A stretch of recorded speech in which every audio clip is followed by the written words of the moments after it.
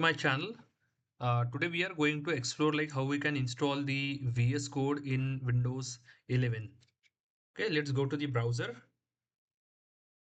So in the browser, let's type VS Code. So this is the official website where you can see which was populated on the top, that is code.visualstudio.com. Let's go to this site where you can find the download button on the the top right end. So just click on the download button. So as soon as we clicked on the download button where you can find the the Windows version, Mac version, and Ubuntu version. So as we have to install this on Windows 11. So let's click on the Windows 11 section. It will start downloading.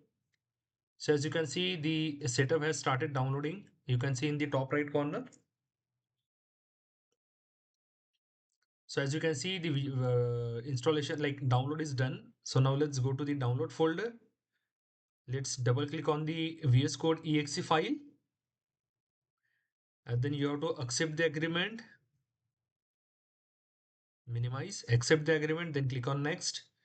This is the actual location where the actual our VS Code setup is going to be reside. Then click on next, then create a shortcut for desktop icon, then next, and then install. It will take some time for installation of all the packages, all the required files, and it will get placed into the the drive which we have selected in the previous page.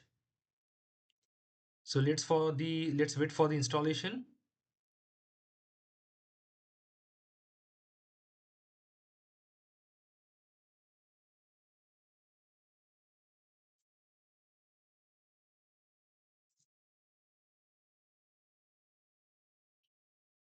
So as you can see, the installation is successfully completed, and I have already selected the launch Visual Studio Code checkboxes.